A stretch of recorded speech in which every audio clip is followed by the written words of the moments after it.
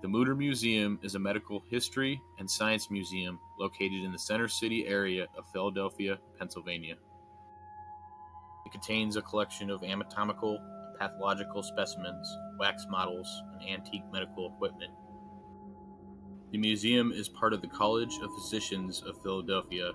The original purpose of the museum, founded with a gift from Dr. Thomas Dent Mutter on December 11, 1858, was for the education of medical professionals, medical students, and invited guests of college fellows.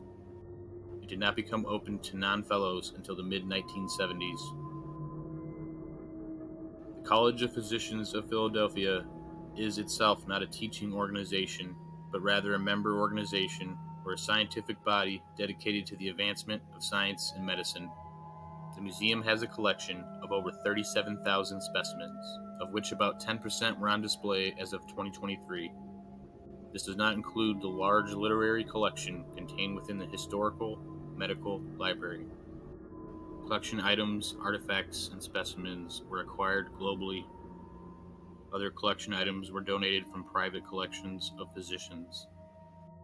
In October 2023, the Mutter Museum was awarded a grant from the Pew Center for Arts and Heritage to research the history of the collection of human remains to better understand how each body and specimen came into the museum's collection.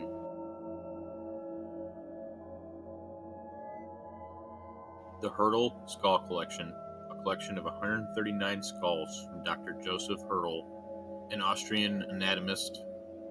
This collection's original purpose was to show the diversity of cranial anatomy in Europeans, thereby disproving the racial science of phrenology.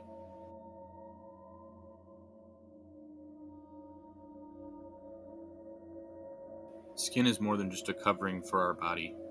Our skin is an example of the remarkable nature and evolution of the human body, as well as a deeply personal canvas for modification and expression. Our skin is both durable and delicate, tough but vulnerable. It is an amazing organ that protects, adorns, and embellishes us. This exhibit explores the biology, pathology, and cultural aspects of skin from both a historical and contemporary angle.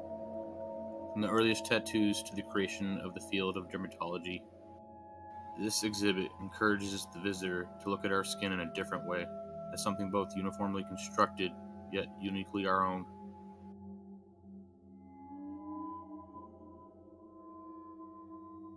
Augmenting the real human specimens on display are numerous wax models displaying various examples of pathology in the human body.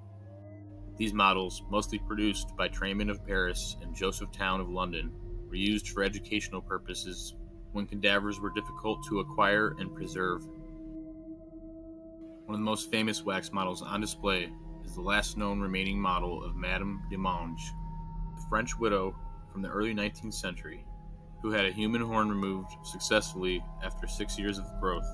Of course, it's not a real horn and grows from keratin, the same thing that grows our fingernails and hair.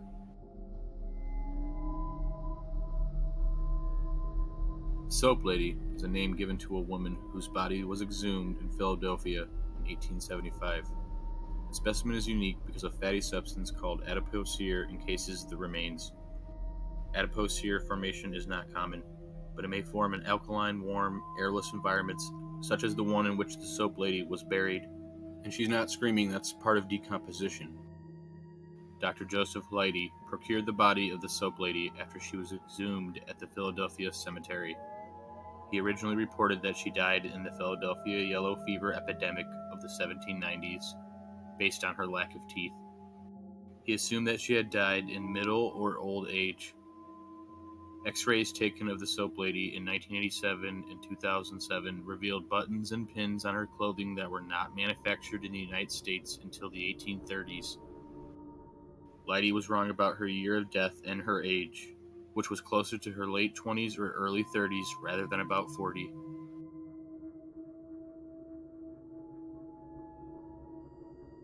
The giant megacolon. It's a phenomenal specimen housed at the museum.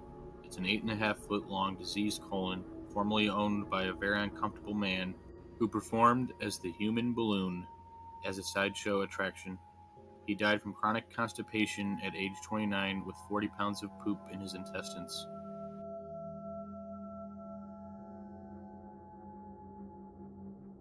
This plaster cast was made from the bodies of conjoined twins Chang and Ang Bunker after their autopsy in 1874. Ang is on the left, and Chang, who died first, is on the right. In life, their usual position was standing side by side, with an arm over each other.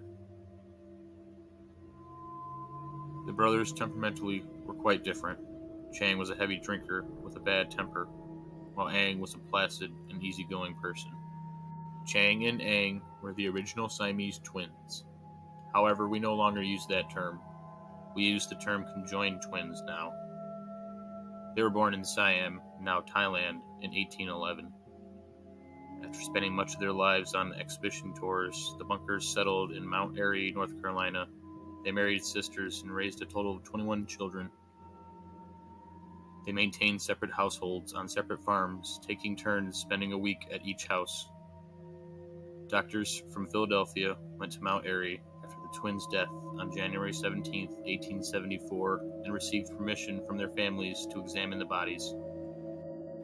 They wanted to settle the question of whether or not they could have been separated during life.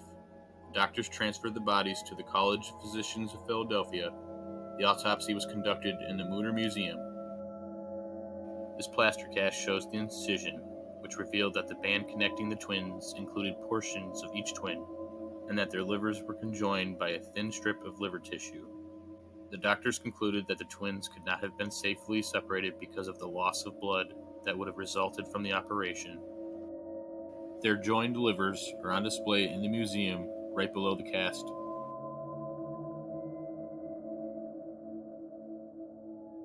The Mutter American Giant, the tallest human skeleton on exhibit in North America at 7 foot 6 inches tall. He had a rare disorder known as gigantism.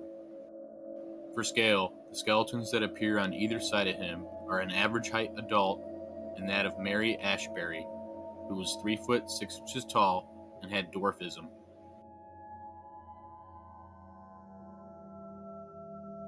After Albert Einstein died in New Jersey in 1955, pathologist Thomas Harvey autopsied his body and removed his brain without his family's permission.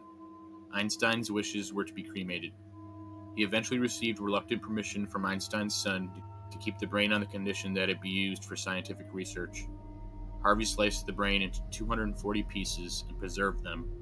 He then put the pieces into 2 glass jars and kept them in his basement, later in his apartment for decades, sending bits and pieces to researchers upon request. Eventually, what was left of his collection was donated to the museum.